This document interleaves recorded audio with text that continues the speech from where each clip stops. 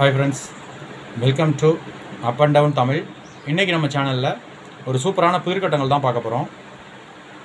புதிர்கட்டங்களுக்கு உள்ளே போகிறதுக்கு முன்னாடி மறக்காமல் நம்ம channel up and down Tamil சேனலை சப்ஸ்கிரைப் பண்ணிக்கோங்க. சப்ஸ்கிரைப் பட்டனை கிளிக் பண்ணுங்கள். பக்கத்தில் பெல் சிம்பிள் ஒன்று வரும், அதையும் கிளிக் பண்ணிங்கன்னா ஆல் அப்படிங்கிற ஆப்ஷன் இருக்கும், அதையும் கிளிக் பண்ணிக்கோங்க. மறக்காமல் நம்ம வீடியோஸ்க்கு லைக் பண்ணுங்கள், ஷேர் பண்ணுங்கள்.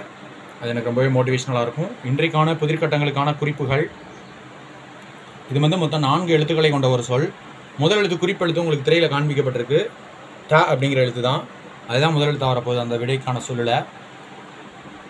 மேலும் ஒரு குறிப்பு சொல்கிறேன். இந்த சொல் ஒரு ஆங்கில சொல்லினுடைய தமிழாக்கம்.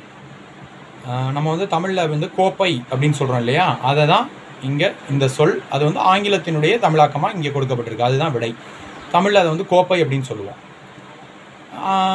கண்ணாடி பொருளை சொல்லும் போது கிளாஸ் அப்படின்னு கூட சொல்லலாம். நன்றி, வணக்கம். தேங்க்ஸ் ஃபார் வாட்சிங்.